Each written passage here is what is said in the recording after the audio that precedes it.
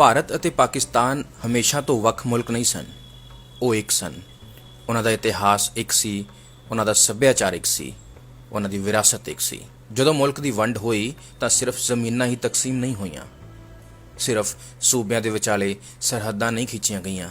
ਵੰਡ ਸਾਂਝੀ ਵਿਰਾਸਤ ਅਤੇ ਸਾਂਝੀ ਤਾਰੀਖ ਦਾ ਵੀ ਹੋਇਆ।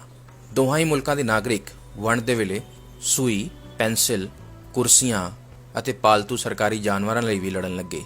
ਇਹ ਵੰਡ ਸੀ ਇੱਕ ਇਤਿਹਾਸਕ ਵਿਰਾਸਤ ਦੀ।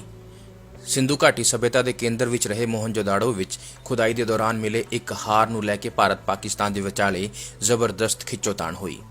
1920 ਦੇ ਦਹਾਕੇ ਵਿੱਚ ਜਦੋਂ ਹਿੰਦੁਸਤਾਨ ਆਜ਼ਾਦ ਨਹੀਂ ਹੋਇਆ ਸੀ ਤਾਂ ਭਾਰਤ ਪਾਕਿਸਤਾਨ ਇੱਕ ਮੁਲਕ ਸਨ।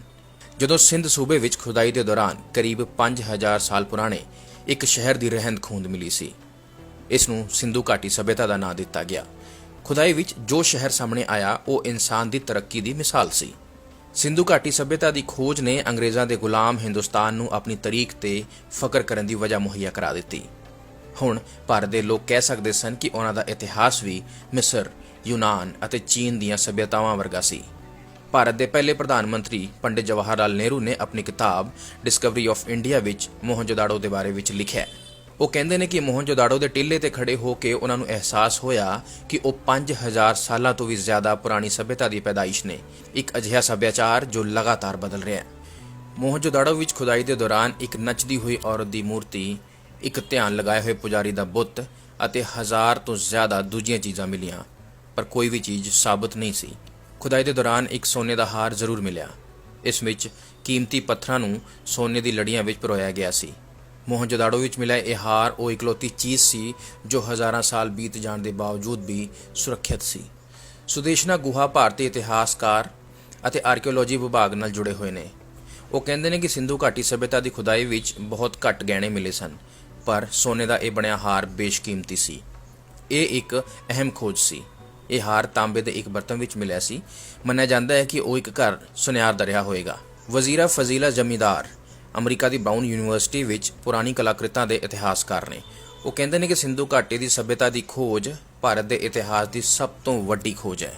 ਸਿੰਧੂ ਘਾਟੀ ਸੱਭਿਅਤਾ ਹਿੰਦ ਪਾਕ ਦੀ ਸਾਂਝੀ ਵਿਰਾਸਤ ਹੈ, ਕਿਉਂਕਿ 1947 ਤੋਂ ਪਹਿਲਾਂ ਦੋਨੇ ਮੁਲਕ ਇੱਕੋ ਹੀ ਸਨ।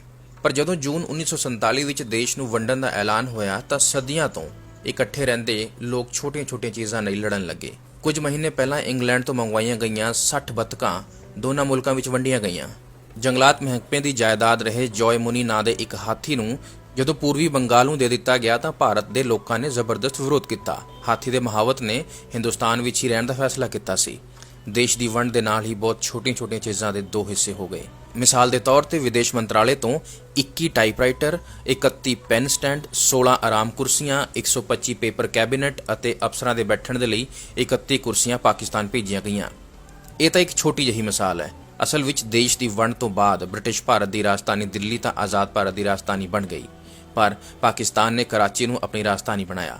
ਕਰਾਚੀ ਇੱਕ ਸੂਬੇ ਦੀ ਰਾਜਧਾਨੀ ਸੀ। ਉੱਥੇ ਨਾ ਤਾਂ ਉਹਨੇ ਦਫ਼ਤਰ ਸਨ ਜਿੰਨੇ ਕਿ ਕਿਸੇ ਦੇਸ਼ ਨੂੰ ਚਾਹੀਦੇ ਨੇ, ਨਾ ਹੀ ਉਨੀ ਥਾਂ ਸੀ, ਨਾ ਸਰਕਾਰੀ ਕੰਮਕਾਜ ਲਈ ਜ਼ਰੂਰੀ ਸਮਾਨ।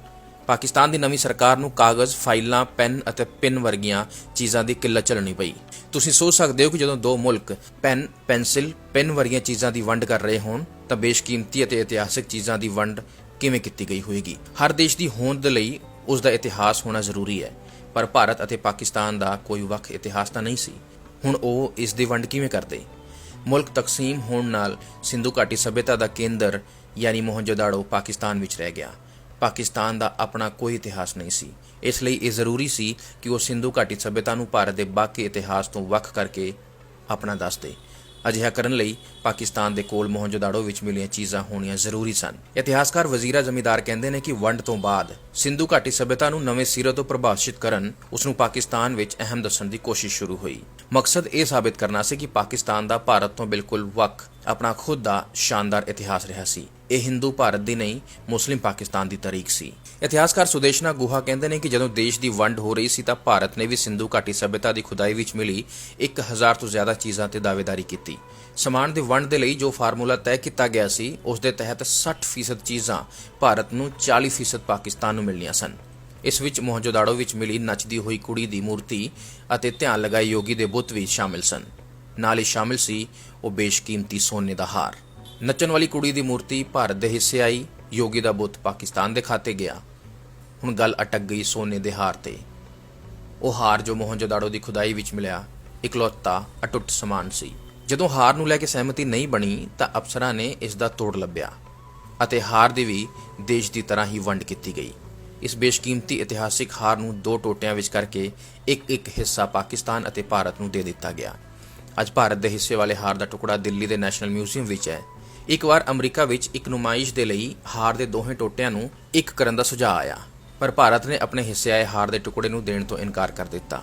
ਮੋਹਨਜੋਦਾੜੋ ਵਿੱਚ ਮਿਲੇ ਹਾਰ ਦੇ ਇਹ 2 ਟੁਕੜੇ ਭਾਰਤ ਪਾਕਿਸਤਾਨ ਦੇ ਵਿਚਾਲੇ ਇਤਿਹਾਸ ਦੀ ਵੰਡ ਦੇ ਸਭ ਤੋਂ ਵੱਡੇ ਗਵਾਹ ਨੇ। ਇਹ ਰਿਪੋਰਟ ਕਨਿਸ਼ਕ ਥਰੂਰ ਅਤੇ ਮਰੀਮ ਮਾਰੂਫ ਦੀ ਹੈ।